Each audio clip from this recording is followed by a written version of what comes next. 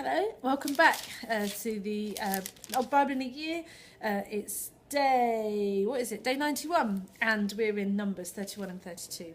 And in our reading today, we've got this whole thing. So they continue to divide up the spoils of the battle, which is all about their inheritance, about what has been promised to them. And so that's why it's all very kind of accounted for and divided up and all of that.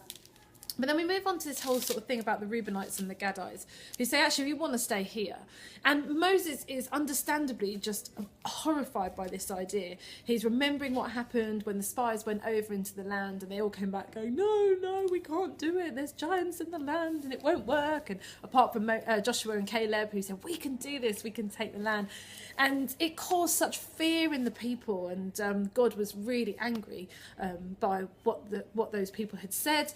And so when he was looking at this, he's like, are you trying to do the same thing? Are you like stepping out of this? Are you chickening out of this? Knowing not only was that wrong because they were part of God's family that were called, but also knowing that how they responded was also going to affect other people's response. So the other tribes could look at what Reubenites and the Gadites were doing and going, yeah, maybe we won't go into the land either.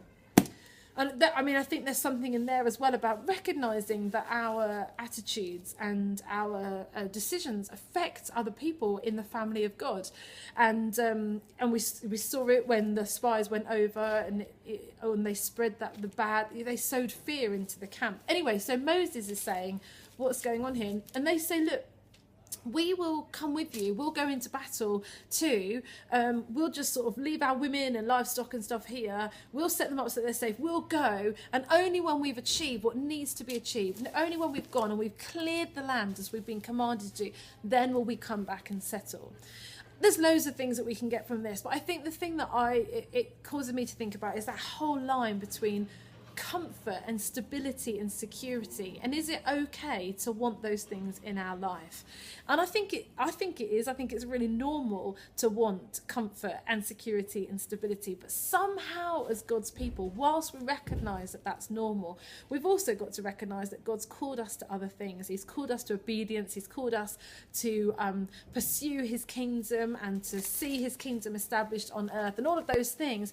And so in many ways, that picture of what the Gadites and Reubenites did, they acknowledged that that was what they wanted, that they wanted that security, but not at the expense of obedience. And I think we've got to just be very honest with ourselves before God and ask God to show us those things what are the things that would try and detract us, where we might think, I kind of want the safe option, I want the secure option, but yet not my will. That amazing prayer that Jesus prayed in the Garden of Gethsemane. If you're willing, take this cup from me. It's too big. It's too scary. Whatever was going through his head. And yet he said, but at the end of the day, not my will, but yours. And somehow, despite all the mistakes that God's people made, in this story, we see the Reubenites and Gadites saying, yeah, we want that security. We want this bit of land. But we're going to follow obedience. We're going to get it right this time.